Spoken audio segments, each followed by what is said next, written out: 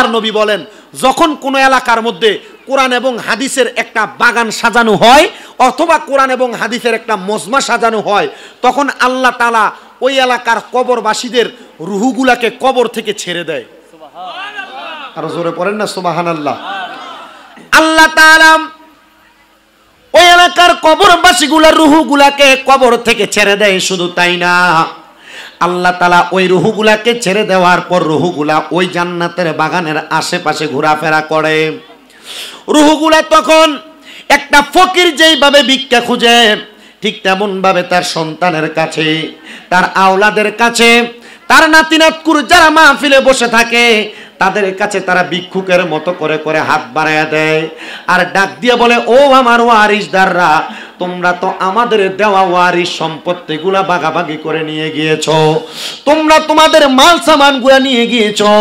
ও আমার ওয়ারিসদাররা, আজকে আমরা তোমাদের কাছে একটা জিনিসের জন্য হাত বাড়িয়ে দিলাম, সেটা আর অন্য কোনো কিছু না, তোমরা আমাদের জন্য আল্লাহ তাআলার দরবারে হাত বাড়িয়ে দোয়া করো। আল্লাহর নবী বলেন, যখন কোনো মৃত ব্যক্তির ওয়ারিসদাররা তাদের জন্য আল্লাহর কাছে হাত বাড়িয়ে দোয়া করে, এবার কবরবাসীরা ওই জান্নাতের বাগান থেকে ফিরে তখন কবরে চলে যায়। আর কবরে যাওয়ার পর দেখে আল্লাহ তাআলা ওই দুয়ার বরকতে তাদের কবরটাকে জান্নাতের বাগান বানিয়ে দিয়েছে। জোরে বলেন সুবহানাল্লাহ। শুধু তাই নয় মুসলমান, ওই কবরবাসী কবরে যাওয়ার পর আরেক শ্রেণীর কবরবাসীর দিকে তাকিয়ে দেখে, যেই শ্রেণীর কবরবাসীর কবরের মধ্যে এখনো আযাব চলতেছে। তখন প্রশ্ন করে, ওগো মালিক, ওগো আমার আল্লাহ তাআলা, আপনার কাছে জানতে চাই, অর্ধেক কবরবাসীর কবরের আযাব মাফ করা হয়েছে আর অর্ধেক কবরবাসীর কবরের আযাব এখনো পর্যন্ত মাফ করা হয় নাই। তখন আমার আল্লাহ তাআলার পেয়ারা হাবিব সাহাবায়ে কেরামকে প্রশ্ন করে, ওগো আমার সাহাবায়ে কেরাম, আল্লাহ তাআলার পেয়ারা হাবিবকে সাহাবায়ে কেরাম প্রশ্ন করে, ওগো আল্লাহর হাবিব সাল্লাল্লাহু আলাইহি ওয়াসাল্লাম, তখন কি আমার আল্লাহ তাআলা তাদেরকে মাফ করবে না? বলে, না না না, তারা এমন কোন ওয়ারিসদার দুনিয়াতে রেখে যায় নাই, এমন কোন সন্তান দুনিয়াতে রেখে যায় নাই যারা জান্নাতের বাগানে বসে বসে তাদের জন্য দোয়া করবে। এই জন্য আমার অরণ্যপুরের বাবারা, আপনাদের যাদের মা কবরে, বাবা কবরে, দাদা দাদি বংশের মানুষ কবরে, আপনারা আজকে একটা সুযোগ পেয়ে গেছেন তাদের জন্য জীবনের গুনাহগুলা মাফ করাইতে। আল্লাহ তাআলা যেন আজকের জান্নাতের বাগানের ওসিলায় আমাদের বংশের প্রত্যেকের কবর নাজাতের ফয়সালা করে, বলেন আমিন। তো যেই কথা বলতেছিলাম, আপনাদের কারণে, এই মাহফিলের কারণে কামাল মিয়া যে জান্নাতের বাগান সাজাইলেন, এটার কারণে যেমন ওনার মা বাবার কবরে আল্লাহ শান্তি প্রদান করবে, ঠিক তেমন ভাবে আপনারা যারা মাহফিলের মধ্যে অবস্থান করতেছেন আপনাদের জন্য শান্তির ফয়সালা করা হবে। এই জন্য আপনাদের সবাইকে মনে রাখতে হবে, যেহেতু আমাদের দুনিয়ার জমিনের কোনো কর্মকাণ্ডের কারণে আল্লাহ তাআলা আমাদের বংশের মানুষকে মাফ করে দেয়, তার মানে বোঝা যায় আমরা এমন কোনো কর্ম করব না যেই কর্মের কারণে আল্লাহ তাআলা আমাদের বংশের মানুষকে কবরে আযাবের মধ্যে জ্বালাইবো। শুনেন দে মুসলমান ইমামদারেরা, আল্লাহর নবী রাহমাতুল লিল আলামিন নবীজির প্রখ্যাত সাহাবী হযরতে উসমান বিন নূরাইন রাদিয়াল্লাহু তাআলা আনহু বলেন, আমি আমার নবীকে বড় মোহাব্বত করতাম, বড় ভালোবাসতাম বিদায় আল্লাহর হাবিবের একটা কন্যাকে আমি উসমান বিন নূরাইনের কাছে বিবাহ দিয়েছে। হযরত উসমান বিন নূরাইন বলেন, নবীজির ওই কন্যাটা যখন ইন্তেকাল করেন, তারপর আমার আল্লাহ তাআলার পেয়ারা হাবিব আমার কাছে নবীজির দ্বিতীয় কন্যাকে বিবাহ দিয়েছে। যখন আমি নবীজির কন্যা দুইজনকে বিবাহ করলাম, আমার নবী আমি উসমান বিন নূরাইনকে জিন নূরাইন উপাধি প্রদান করেছে, মানে দুই নূরের মালিক বলে সফর্দ করে দিয়েছে। আমি আমার আল্লাহ তাআলার কাছে ফরিয়াদ জানাইলাম, ও আল্লাহ, এমন একজন রহমতের নবীর অনুসারী আমারে বানাইলেন, এমন একজন নবীর উম্মত আমারে বানাইলেন, যেই নবী মায়া কইরা ওনার দুইটা নূর, দুইটা কন্যাকে আমার কাছে বিবাহ দিয়েছে। আল্লাহ গো, আমি উসমান বিন নূরাইন দুনিয়াতে যতদিন পর্যন্ত বেঁচে থাকবো, আমার মাল, আমার সম্পদ, আমি উসমান বিন নূরাইনের জীবনের হায়াতের প্রত্যেকটা সময় আমি আমার নবীজির জন্য ব্যয় করে দিব। এই অরণ্যপুরের বাবারা, আজকে যে আপনারা জান্নাতের বাগানে বসলেন, এই পর্দার অন্তরালের মা বোনেরা, আপনারা যারা যারা বয়ান শ্রবণ করতেছেন, আল্লাহ তাআলার পেয়ারা হাবিব আপনাদেরকে উসমান বিন নূরাইনের মতো কবুল করে নিবে। আর হযরত উসমান ওসমান জিন নূরাইনের সাথে আপনাদেরকে জান্নাতে যাবে যদি আপনারা নবীজির কথা মোতাবেক আপনাদের জীবনটাকে সাজান। হযরত ওসমান জিন নূরাইন থেকে হাদিস বর্ণিত, তিনি বলেন আমি একদিন সকালবেলা আমার নবীজির দরবার থেকে আমি হেঁটে হেঁটে চলে যাচ্ছি, আমি তাকে দেখলাম রাহমাতুল লিল আলামিন নবীজি জান্নাতুল বাকির সামনে দাঁড়ায় দাঁড়ায় কান্না করতেছে। আমি ডাক দিলাম ইয়া ওমর, ইয়া আবু বকর সিদ্দিক, ও নবীর সাহাবায়ে কেরাম আসুন রে, তাকে দেখো রে, আমার নূরের নবী রাহমাতুল লিল আলামিন নবী জান্নাতুল বাকির কবরস্থানের সামনে দাঁড়ায় দাঁড়ায় কান্দে। নবীর সাহাবী আবু বকর সিদ্দিক আমার নবীর সামনে দাঁড়ায় আছে, হযরত ওসমান জিন নূরাইন দাঁড়ায় আছে, ওমরে ফারুক দাঁড়ায় আছে, হযরত মাওলা আলী কোথা থেকে যেন ঘোড়ার পিঠে চইরা চইরা সকালবেলা আগমন করলো। ইয়া রাসূলুল্লাহ, ও মায়ের নবী রাহমাতুল লিল আলামিন নবী, আপনি নবীকে দেখতেছি, আপনি নবী চোখের পানি ফালায়া ফালায়া কান্দেন। নবী গো, আপনার কান্না করার কারণটা জানতে চাই। আমার নবী ডাক দিয়া কই, ইয়া আবু বকর, ইয়া ওমর, ইয়া ওসমান জিন নূরাইন, ইয়া হযরতে আলী, জানুনি রে, আমি নবীজি যখন মরণের কথা স্মরণ হয় আমি নবী জান্নাতুল বাকির সামনে দাঁড়ায় দাঁড়ায় কান্দি। হযরত ওসমান জিন নূরাইন জিজ্ঞাসা করে, নবী, ওগো মায়ের নবী, আমরা মনে করেছিলাম আপনি হয়তো আপনার আম্মার জন্য আব্বার জন্য কাঁদতেছেন। আমার নবী বলে, না রে ওমর ইবনে খাত্তাব, আমি নবী যা দেখি তুমি দেখো না, আমি নবী দেখতেছি রে, এই কবরের মধ্যে অনেক বাসিন্দারা শুয়ে রয়েছে যারা এখনো পর্যন্ত আল্লাহ তাআলার জান্নাতের সুঘ্রাণ পায় নাই। আমি দেখতেছি এই কবরের মধ্যে এমন অনেক মানুষ শুয়ে রয়েছে যারা এখনো পর্যন্ত কবর থেকে নাজাতের ফয়সালা পায় নাই। ওগো মায়ের নবী, কবর থেকে নাজাতের ফয়সালা কেমনে পায়? আমার নূরের নবী বলে, কবর থেকে নাজাত এমন একটা জিনিস রে, ওই কবরের মধ্যে কোনো মানুষ মরার পরে দেহটা পচে যায়, দেহটা গলে যায়, কিন্তু যারা নাজাত পায় আমার আল্লাহ তাআলা তাদেরকে জান্নাতের পোশাক পরাইয়া দেয়। জোরে জোরে বলেন সুবহানাল্লাহ। আমার নবী ডাক দিয়ে কই, ওসমান জিন নূরাইন, হে ওমর ইবনে খাত্তাব, হে আবু বকর সিদ্দিক, হে হযরতে আলী কাররামাল্লাহু ওয়াজহু, শোনো গো, এই কবরের মধ্য থেকে মানুষ যখন নাজাত পায় আমার আল্লাহ তাআলা একজন নাজাত প্রাপ্ত জান্নাতি বান্দারে জান্নাতি পোশাক পরায়। এ মুসলমান, জান্নাতি পোশাক যদি আপনি পরতে চান, কেমন জীবন আপনি সাজানো লাগবে? জান্নাতি বলে, আমি আমার জীবনটারে এমন ভাবে সাজাইতে চাই যে জীবন সাজানোর মাধ্যমে আল্লাহ তাআলা আমার শরীরে জান্নাতি পোশাক পরাইয়া দিবে। ও আল্লাহ, কেমন জীবন আমি সাজানো লাগবে?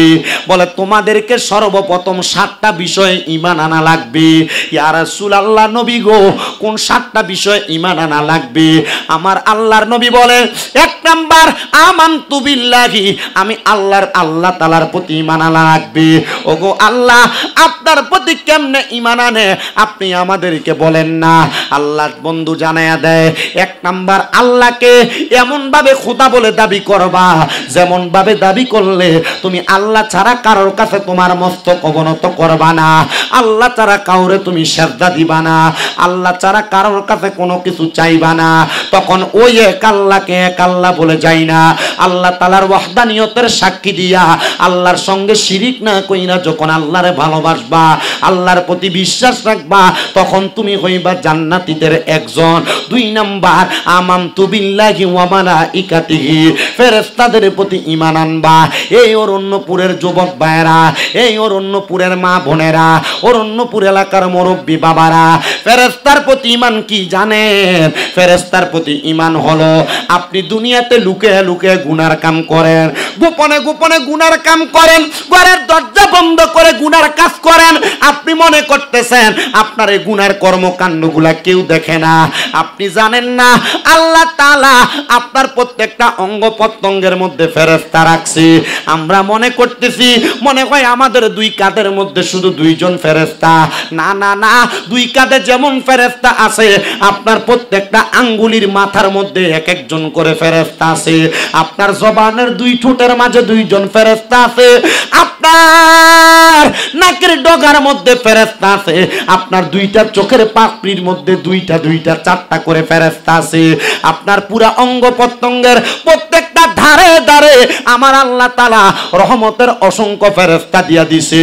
ওই ফেরেশতাগুলা আপনার প্রত্যেকটা কর্মকাণ্ডকে এমন ভাবে অবজারভেশন করে, এমন ভাবে অবলোকন করে, আপনি হাত দ্বারা হাতের আঙ্গুলি দ্বারা, আপনি চোখ দ্বারা চোখের পাপড়ি দ্বারা, আপনি মুখ দ্বারা মুখের ঠোঁট দ্বারা, আপনি জিহ্বা দ্বারা মুখের অংশ গহব্বর দ্বারা, আপনি যত গুনাহ করেন ফেরেশতারা আপনার প্রত্যেকটা গুনার ব্যাপারে সাক্ষী হয়ে যায়। রহমতের নবীর মসনদে আহমদের হাদিস পড়া দেখলাম, আমার নবী বলেন কোন মানুষ যদি তার একটা আঙ্গুল দিয়েও কোনো গুনাহ করে, আঙ্গুলটার আল্লাহ তাআলা জবান খুলে দিবে। আঙ্গুল ডাক দিয়ে বলবে, এই একটা আঙ্গুল দিয়া আল্লাহর বান্দা এমন অপকর্ম করেছে যে অপকর্মের কারণে তুমি হাসরের ময়দানবাসীর সামনে লজ্জিত হয়ে যাইবা। ও বাবা, এই জন্য আমাদের সবাইকে বিশ্বাস করতে হবে আল্লাহ তাআলার অসংখ্য ফেরেশতারা আমাদের পুরা অঙ্গ প্রত্যঙ্গ সহ আমাদের গোপনের গুনাহ সম্পর্কে লিপিবদ্ধ করে, আমাদের গোপনের ইবাদত সম্পর্কে লিপিবদ্ধ করে। আপনাদেরকে আরেকটা কথা বলে দিয়ে যাই, মনে রাখবেন গোপনে গোপনে যারা পাপ করে, এই গোপনের পাপ মানুষের রিজিককে কমায়া দেয়। আর গোপনে গোপনে যারা ইবাদত করে, এই গোপনের ইবাদত মানুষের রিজিককে আরো বাড়ায়া দেয়। কোন সুবহানাল্লাহ। আলাইহি তাকবীর, নালাই রিসালাত, শাহপুর দরবার শরীফ, আহলে সুন্নাত ওয়াল জামাত। একটা কথা তাকবীর দিবা না, একটা কথা তার মানে বোঝা যায় গোপনের পাপ মানুষের রিজিককে কি করে দেয়।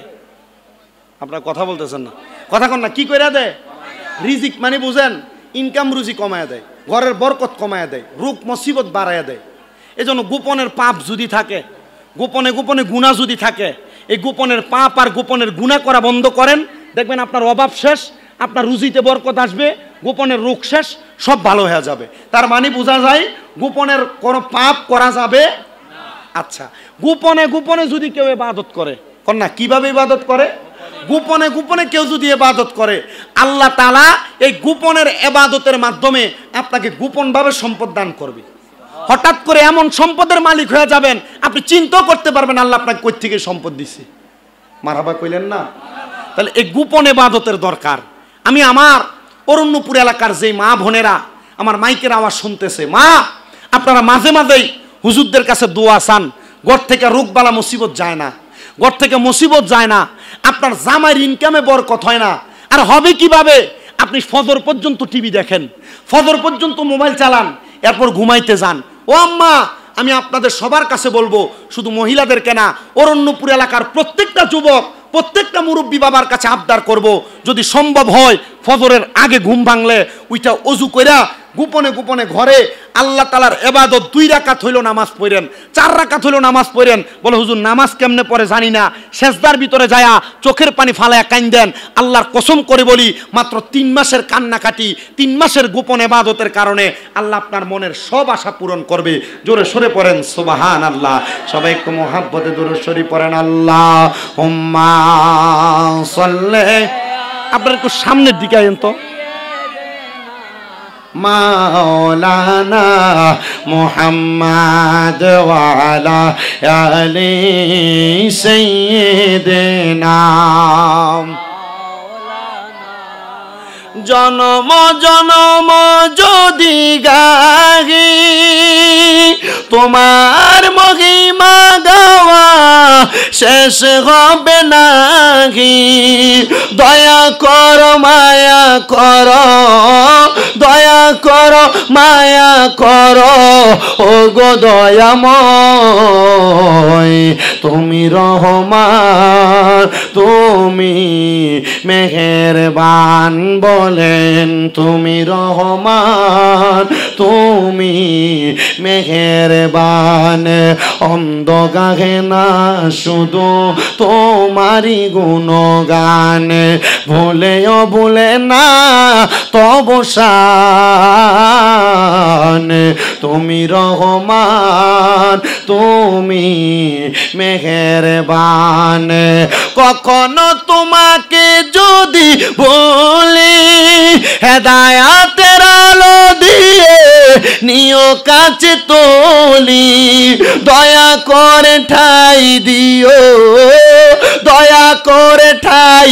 দিও ও গো দয়াময় তুমি রহমান তুমি মেহেরবান অন্ধ গাহে না শুধু তোমারই গুণগান ভুলেও ভুলে না তব শান তুমি রহমান তুমি মেহেরবান একটা জবানও বন্ধ রাখবেন না জবানটা ছেড়ে দিয়ে উচ্চ কণ্ঠে জোরে জোরে পড়েন আল্লাহু আকবার তাহলে 7টা বিষয়ের প্রতি ঈমান ঠিক রাখলে আপনার নামটা জান্নাতীদের খাতায় আসবে আমি 2টা বিষয়ের কথা বললাম 1 নাম্বার আল্লাহর প্রতি ঈমান 2 নাম্বার ফেরেশতার প্রতি ঈমান তার মানে ফেরেশতারা আপনি লুকে গুনাহ করলেও জানে লুকে ইবাদত করলেও জানে প্রকাশ্য গুনাহ করলেও জানে আবার প্রকাশ্যে ইবাদত করলেও জানে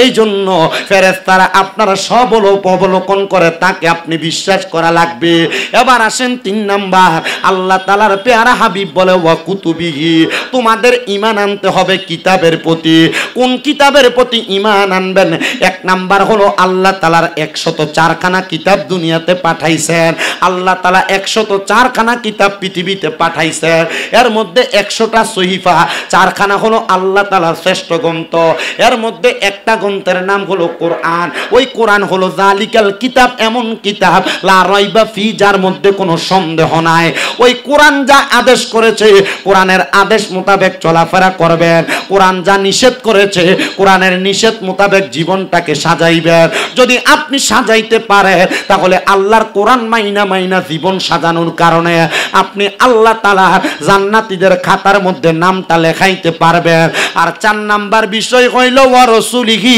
আল্লাহ তাআলার পেয়ারা রাসূলদের প্রতি ঈমান আনা রাসূল যা নিয়ে এসেছেন তার প্রতি ঈমান আনয়ন করা ওগো নবী ও দয়ার নবী মায়ার নবী রাহমাতুল লিল আলামিন নবীজি আমরা তো আপনি নবীকে মানি আপনি নবীর প্রতি বিশ্বাস রাখি আপনি নবী যা নিয়ে আসছেন তার উপর বিশ্বাস রাখি আমরা যারা আহলে সুন্নাত ওয়াল জামাত দাবি করি রাসূলের উপর আমাদের আকীদা বিশ্বাস হলো আমার নবী রাহমাতুল লিল আলামিন নবী নূর নবী আমার নবী রাহমাতুল লিল আলামিন নবী হাজির ও নাজির আমার নবী রাহমাতুল লিল আলামিন নবী গায়েবের খবর দেনেওয়ালা এই জন্য ওই নবীর প্রতি আমাদের ঈমানটা বড় শক্ত ও মুসলমান ইমানদার এমন ঈমান নিয়ে যদি নবীকে ভালোবাসতে পারো বিশ্বাস করতে পারো তাইলে তুমি হবা পাক্কা ইমানদার কিন্তু সোশ্যাল মিডিয়াতে এমন অনেক মৌলবীদেরকে দেখা যায় তারা নবী নিয়ে মন্তব্য করতে কোনো দ্বিধাদ্বন্দ্ব করে না যারা নবী শব্দের অর্থ বার্তাবাহক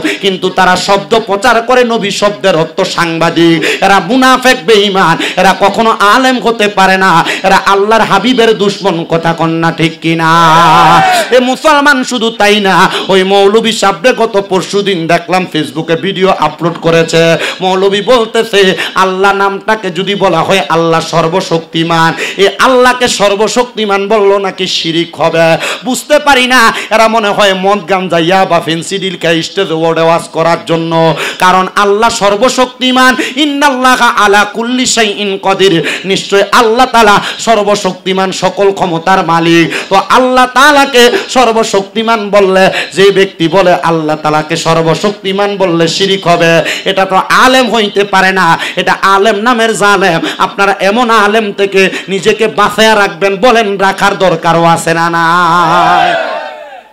নবীর প্রতি এমন বিশ্বাস এমন আকীদা রাখতে হবে আচ্ছা মনে করেন আমি মানুষ আমি কি মানুষ আচ্ছা আমারে যদি কেউ বলে বাঘ আপনি বিশ্বাস করবেন না কারণ কি আমি মানুষ আপনি দেখতেছেন আমি মানুষ আমার ভাগ বললে আপনি মানবেন কিভাবে? আপনি বুঝেন স্বাভাবিক, এটা মোবাইল, এটার যদি কেউ যদি বলে যে না এটা মোবাইল না, এটা কি, এটা গাড়ি, আপনি মানবেন? কখনো মানবেন না। আল্লাহ তাআলা কুরআনুল কারীমে নবী শব্দের অর্থ বলতেছে বার্তাবাহক, সংবাদ পৌঁছানেওয়ালা, আর আপনি বলতেছেন সাংবাদিক। সাংবাদিক যারা তারা সত্য এবং মিথ্যা প্রচার করে, আর নবী যারা তারা আল্লাহর পক্ষ থেকে আসা সত্যবাণী প্রচার করে। তার মানে বোঝা যায় নবী শব্দের বিপরীত অর্থ করে যে মৌলবী সাবরা নবীজির শান মানে বিন্দু পরিমাণ আঘাত করতে চায়, এরা আলেম না, এরা অবশ্যই রাসূলের দুশমন। কথা কি ক্লিয়ার বুঝতে পারছেন আপনারা? দ্বিতীয়ত, আল্লাহ তাআলা সর্বশক্তিমান। আল্লাহ তাআলার কোরআনে অসংখ্য আয়াত, সব বিষয়ে শক্তি আছে, এই বিশ্বাস আসেনি। ঈমান নাই এই বিষয়ে, এই বিষয়ে বিশ্বাস নাই, তার ঈমান নাই। যার ঈমান নাই সে কাফের। তো আল্লাহ তাআলাকে সর্বশক্তিমান যেই ব্যক্তি বললে শিরিক হবে, এটা ঈমান নাই, এটা মুনাফিক, এটা বেঈমান, এটা কাফের। তাহলে আমাদেরকে বিশ্বাস আনতে হবে কয় বিষয়ে? আপনার কথা কোন না? 7 বিষয়ে বিশ্বাস ঈমান আনলে আপনি জান্নাতি। কোন না? আপনি কি জান্নাতি? এবার আসেন 7 বিষয় কি? 1 নাম্বার বলছি আল্লাহর প্রতি ঈমান, 2 নাম্বার বলছি ফেরেশতাদের প্রতি ঈমান, 3 নাম্বার বলছি কিতাবের প্রতি ঈমান, 4 নাম্বার বললাম রাসূলের প্রতি ঈমান। এই 5, 6, 7 এই 3টা জায়গায় আসলে আপনি যেমন ধরা, আমি হুজুরে আমি তেমন ধরা, আমি যেমন ধরা আব্দুল সাত্তার সাহেব এমন ধরা। শুধু তাই না, উনি যেমন ধরা আমার আব্বা সাহেব রিজভী সাহেব এমন ধরা। কেন ধরা? কারণ এই জায়গায় যাওয়ার পর আমরা সব জায়গায় আল্লাহর কাছে জবাবদিহিতা করা লাগবে। ও অরণ্যপুর এলাকার যুবক ভাই, মুরব্বী বাবা, মাইকের আওয়াজ যদি কানে যায়, কোন 7 বিষয় ঈমানটাকে পরিপূর্ণ রাখলে আল্লাহ তাআলার জান্নাতি বান্দা হিসেবে নিজেকে আল্লাহর কাছে প্রেজেন্টেশন করতে পারবেন, আল্লাহর কাছে উঠাইতে পারবেন। আপনি 7টা বিষয় একটু মিলিয়ে দেখেন আপনার হয় কি না।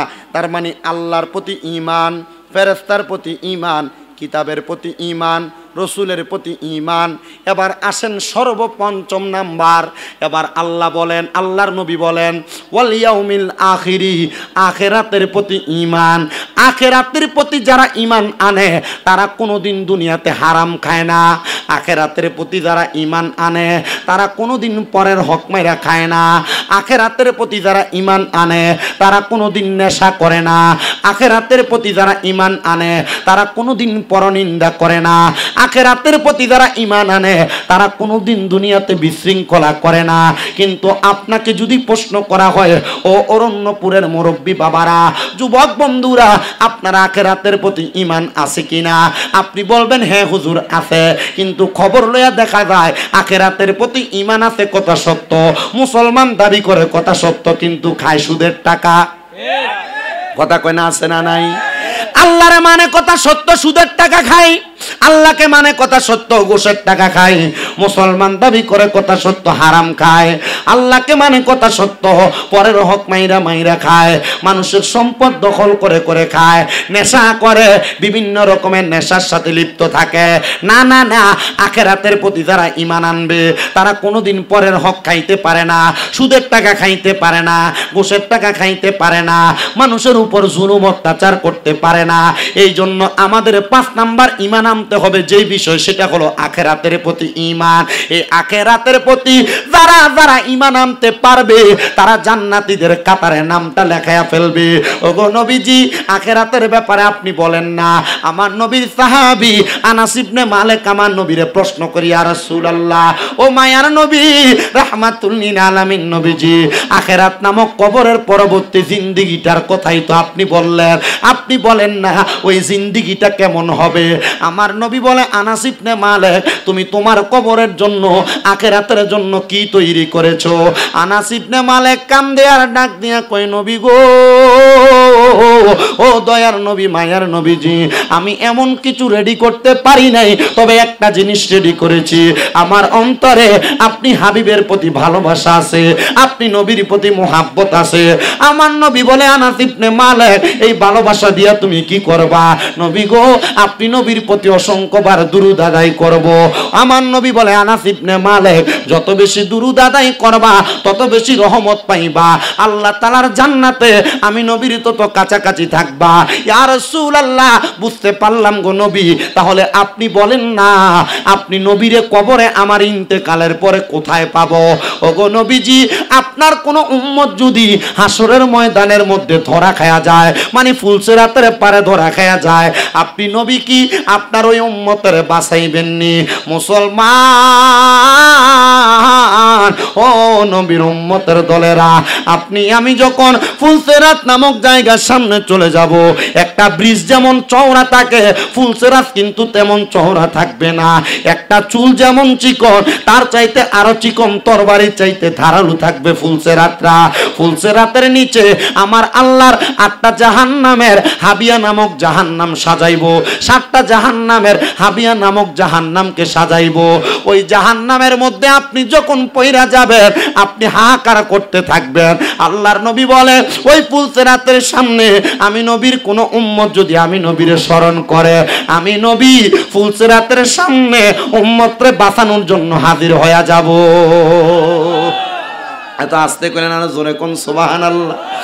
আনাস ইবনে মালিক বলে, ইয়া রাসূলুল্লাহ, একই সময় যদি আপনার কোন উম্মত মিজানের পাল্লার কাছে ধরা পড়া যায়, নবী গো আপনি নবীরে মিজানের কাছে পাবেনি। আমার নবী বলে, আনাস, আমি নবীর কোন উম্মত যদি মিজানের পাল্লার কাছে আমি নবীরে স্মরণ করে, আমি নবী ঘোষণা করলাম আমি নবী মিজানের পাল্লার কাছে দাঁড়ায়া যাব। ইয়া রাসূলুল্লাহ, আপনার কোন উম্মত যদি হাউজে কাউসারের কাছে আপনাকে স্মরণ করে, আপনি বলেন না আপনার উম্মত আপনার সে জায়গায় পাবেনি। আমার নবী বলে, আনাস, যদি হাউজে কাউসারের কাছে স্মরণ করে আমার উম্মত আমি নবীরে সে জায়গায় পাবে। আনাস ইবনে মালিক বলেন, ইয়া রাসূলুল্লাহ, ইয়া হাবিবাল্লাহ, একই সময় যদি 3 জন উম্মত 3টা জায়গার মধ্যে বিপদে পড়া যায়, আপনি নবী বলেন না আপনার উম্মত আপনি নবীরে কই জায়গায় পাবে? 3 জায়গায় 3 জন যদি বিপদে পড়ে, আপনি একজন নবী কি করবেন? আমার নবী আল্লাহর কোরআন থেকে বলে, আনাস ইবনে মালিক, আমার আল্লাহ না বলেছে ওয়ামা আরসালনাকা ইল্লা রাহমাতাল লিল আলামিন, আমি নবীজি সমস্ত জগতের জন্য, সমস্ত জাহানের জন্য রব। ওগো আনাস, আমি নবী রহমতের সুরত নিয়া 3 জায়গায় আমার গুনাহগার উম্মতরে রক্ষা করব। কোন সুবহানাল্লাহ। আরে নবী আমার উম্মতের দিওয়ানা তোমরা জানো না, নবী আমার উম্মতের দিওয়ানা, বলেন নবী আমার ওয়ানা তোমরা জানো না, নবী আমার উম্মতের দিওয়ানা, বলেন নবী আমার উম্মতের দিওয়ানা, তোমরা জানো না, নবী আমার উম্মতের দিওয়ানা। ওরে জাগার জন্য পাগল আমি, আরে তারে তোমরা আইনা দানা গো, আরে সেই নবীজির ইশকেতে দিওয়ানা তোমরা জানো না, নবী আমার উম্মতের দিওয়ানা, বলেন নবী আমার উম্মতের দিওয়ানা, তোমরা জানো না, নবী আমার উম্মতের দিওয়ানা, বলেন নবী আমার উম্মতের দিওয়ানা, তোমরা জানো না, নবী আমার উম্মতের দিওয়ানা। ওরে নবীর প্রেমে হযরত আবু বকর সিদ্দিকী আর ভালোবেসে দেয় জিন্দেগি গো, আরে সেই নবীজির ইশকেতে দিওয়ানা, বলেন সেই নবীজির ইশকেতে দিওয়ানা, তোমরা জানো না, নবী আমার উম্মতের দিওয়ানা, বলেন নবী আমার উম্মতের দিওয়ানা, তোমরা জানো না, নবী আমার উম্মতের দিওয়ানা। আচ্ছা আপনারা বলেন তো, আমার নবীজির শান গাইলে কি গুনাহ হবে? আপনাদের জবানকে একবার বোবার মতো করে রাখছেন। আমার নবী বলেন, যার সামনে আমি নবীর দুরূদ পড়া হয়, আমি নবীর সম্মান আজমত বর্ণনা করা হয়, সেই ব্যক্তি যদি জবানকে বোবার মতো করে রাখে, তার মতো বখিল আর কিফটা মানুষ পৃথিবীতে আর কেউ নাই। আব্বাজি, বখিল আর কিফটার কাতারে আমাদের নামটা যেন না ওঠে। একটু মুহাব্বতে ওই নবীজির দুরূদ শরীফ পড়েন। আল্লাহুম্মা সাল্লি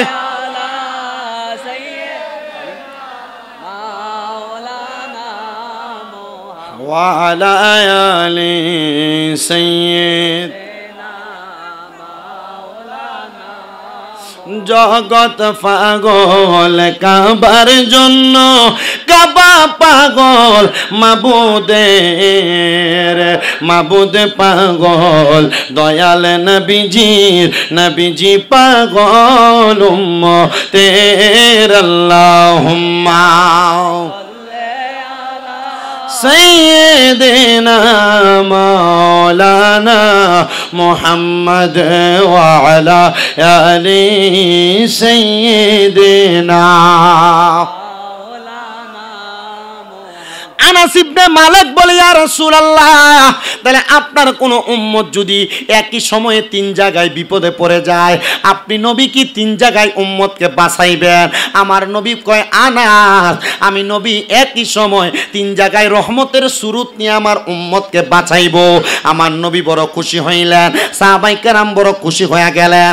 এবার আমার নবী রাহমাতুল লিল আলামিন নবীর সাহাবায়ে কেরাম বলে, ইয়া রাসূলুল্লাহ, আখিরাত নামক জায়গাটা কেমন হবে, কত ভয়ঙ্কর হবে আপনি বলেন না? নবী বলে, রে আমার সাহাবায়ে কেরাম, এমন ভয়ঙ্কর হবে আখিরাতের অংশগুলা। কবরের মধ্যে যখন কোনো মানুষকে প্রথম রাত্রির জন্য রাখা হবে, মানুষগুলা বড় ভয়ে আতঙ্কিত হয়ে যাবে। মানুষগুলা দুনিয়ার জমিনের মধ্যে কোনো চিন্তা চেতনা থাকবে না। মানুষ ডাক দিয়া বলবে, ওগো আল্লাহ, আমরা যদি জানতাম কবরে এমন কঠিন পরীক্ষার মধ্যে আপনি আমাদেরকে ফালাইবেন, আমরা এক ওয়াক্ত নামাজও দুনিয়াতে ছাড়তাম না, আমরা একটু ইবাদত দুনিয়াতে ছাড়তাম না। ও আল্লাহ, একটা বার আমাদেরকে সুযোগ করে দেন, আমরা যেন দুনিয়ার জমিনের মধ্যে যাইয়া আবার বেশি বেশি ইবাদত কইরা আবার আমরা কবরে ফিরে আসতে পারি। আল্লাহ বলবে, বান্দা, ও আমার বান্দার দলেরা, তোমরা তখন এমন কোন সুযোগ পাবে না। এ আমার সাহাবায়ে কেরাম গো, আমার আল্লাহ তাআলা এমন প্রত্যুত্তর দিবে। সাহাবায়ে কেরাম এমন ভাবে কান্দে, আমার নবীর সামনে বেহুশ হয়ে পড়ে গেছেন। আমার নবী কয়, সাহাবীরা, আল্লাহ তাআলার কাহারিয়তের সুরুতের কথা শুনা বেহুশ হয়ে গেলা? জানোনি গো, আমার আল্লাহ তাআলা একজন জান্নাতি বান্দারে কত নিয়ামত দান করবে। ও মায়ার নবী গো, কেমন নিয়ামত দান করবে আপনি নবী একবার বলেন না? আমার নবী বলে, ওই নিয়ামত বড় মজার। একটা জান্নাতি বান্দা যখন জান্নাতে যাবে, আহলান ওয়া সাহালান মারহাবান বলে বলে ফেরেশতারা তাকে জান্নাতে ডাকবে। জান্নাতের মধ্যে প্রবেশ করার সাথে সাথে আমার আল্লাহ তাআলা জান্নাতি বান্দাদেরকে সর্বপ্রথম মাছের কলিজা দ্বারা আহার করাইব। ও মুসলমান, এমন জান্নাতি আমরা সবাই হইতে চাই। আল্লাহর নবী বলে, শুধু তাই নয়, আল্লাহ তাআলা এক একজন জান্নাতের জন্য জান্নাতের মধ্যে 40 জন করে জান্নাতি স্ত্রী রেডি করে রাখছেন। আল্লাহ কেন এবার ওই আখিরাতটাকে সাহাবায়ে কেরাম গ্রহণ করলেন। বলে, নবী গো, খারাপ কাজ করলে জাহান্নামে বড় শাস্তি হবে, ভালো কাজ করলে জান্নাতে বড় শান্তি হবে। ও মায়ের নবী, আপনি আরো কিছু বিষয় বলেন না? আমার নবী বলেন, 6 নাম্বার, ওয়াল ইয়াউমিল আখিরি ওয়াল কদরি খায়রি ওয়া শাররিহি, এই তাকদীরের ভালো মন্দের প্রতি বিশ্বাস করা। এই অরণ্যপুরের আমার বাবা, তাকদীরের ভালো মন্দের প্রতি বিশ্বাস কোনটা, এটা আপনি একটু স্মরণ করেন।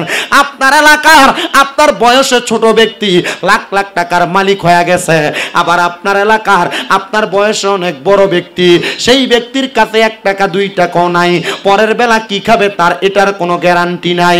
ও বাবারে, এটার হাত আর দুনিয়ার কারোর কাছে নাই, এটা স্বয়ং আমার আল্লাহর কুদরতের খেলা। আল্লাহ কয়, বান্দা, আমি যার তাকদীরটারে ভালো রাখছি, আমি তারে দুনিয়াতে ভালো রাখি, আমি যার তাকদীরটারে খারাপ করেছি, আমি তারে দুনিয়াতে খারাপ রাখছি। কিন্তু আল্লাহ কয়, বান্দা, লা ইউকাল্লিফুল্লাহু নাফসান ইল্লা উসআহা। আবার আল্লাহ কয়, লা ইউকাল্লিফুল্লাহু নাফসান ইল্লা উসআহা। আল্লাহ কয়, বান্দা, আমি কারোর সাধ্যের বাহিরে কোনো কিছু চাপাইয়া দেই না। আপনি মনে করেন আপনি 300 টাকা ইনকাম করেন, হয়তো আল্লাহ তাআলা আপনারে কম কামাই দেয়। আপনি মনে করেন আপনার পাশের একজন 3000 টাকা ইনকাম করে, আল্লাহ মনে হয় তারে বাড়াইয়া দেয়। না না না, আপনি যতটুকু আপনার সাধ্যে আছে ততটুকুই পাবেন। আপনি আপনি আল্লাহর কাছ থেকে যা নিয়ে আসছেন আপনি তাই পাবেন। আল্লাহ কয় আমি কারো সাধ্যের বাহিরে কোনো কিছু চাপিয়ে দেই না, তুমি যা কিছু গ্রহণ করতে পারবা আমি আল্লাহ তোমারে তা দান করি। বেশি পাওয়ার জন্য আকাঙ্ক্ষা করার দরকার নাই, আপনি আল্লাহ তাআলার ইবাদতে মশগুল হয়ে থাকবেন। আল্লাহ কয় বান্দা যদি আমারে রাজি খুশি করতে পারো আমি আল্লাহ তোমারও ফুরন্ত নিয়ামত দিয়ে ভরপুর করব। জোরে জোরে বলেন সুবহানাল্লাহ। এই জন্য তাকদীরের ভালো এবং মন্দের প্রতি বিশ্বাস। অ্যাক্সিডেন্ট করছেন, ঘর তুফানে উড়ে নিয়ে গেছে, কঠিন মুসিবত আপনার আসছে, কঠিন রোগে আক্রান্ত হয়ে গেছেন, বিশ্বাস করবেন আল্লাহ আপনি এটা আমার জন্য ভালো মনে করছেন, আপনি আমার কঠিন রোগ দিছেন, ঘর উড়ে নিয়ে গেছেন, অ্যাক্সিডেন্ট করছেন, আল্লাহ যা করাইছেন তার উপর আমি সন্তুষ্ট, কারণ আপনি আমার উপর কি মনে করছেন? কথা কয় না তো, ভালো মনে করছেন। আবার আল্লাহ আপনার অসংখ্য সম্পদ দিছে যা আপনি আশা করেন না, আল্লাহ আপনার অসংখ্য টাকা পয়সা দিছে যা আপনি আশা করেন না। রাস্তা দিয়ে চলতেছেন, আল্লাহ তাআলা হঠাৎ করে এমন একজন ব্যক্তির সাথে সাক্ষাৎ করে দিছে যার মাধ্যমে আপনি লাখ টাকার মালিক হয়ে গেছেন। আপনি এমন পাওয়ার টাকা পয়সার মালিক হওয়ার যোগ্য না। আল্লাহ কয় বান্দা আমি খুশি হইলে অযোগ্য মানুষকে যোগ্যতার আসন দান করি। সুবহানাল্লাহ, জোরে পড়বেন না? বলেন তাইলে এটা কি? কথা কয় না তো, এটা কি? আরেকটা কথা মনে রাখবেন, তকদিরের ভালো মন্দ কথা সত্য। পৃথিবীতে অনেক মানুষ টাকা ইনকাম করে, কারোরটা হালাল কারোরটা আস্তে কয়, কারোরটা হালাল কারোরটা হারাম। হারাম টাকা লাখ লাখ টাকা কামাই করে দেখবেন রাতকে আরামে ঘুমাইতে পারে না। আবার দেখবেন দৈনিক সারাদিন রিক্সা চালায়, কামাই করে 300, 400, 500, এর মতো আনন্দে আর আরামের ঘুম দুনিয়ার কেউ ঘুমাইতে পারে না। এসির তলে এত আরাম নাই 300 টাকা কামাই করা ব্যক্তি যত আরামে ঘুমায়, কারণ তার টাকা হালাল। কথা কন না, তার টাকা কি? হালাল। এজন্য তকদিরের প্রতি বিশ্বাস রাখবেন। আল্লাহ যেটা আপনার জন্য ভালো মনে করছে আল্লাহ সেটাই করছে। আল্লাহ আমরা এটাই চাই যেটা আপনি আমাদেরকে নির্ধারণ করে দিয়েছেন। আল্লাহ কবুল করেন, জোরে পড়েন আমিন। আর মহাব্বতে কন্যা আমিন।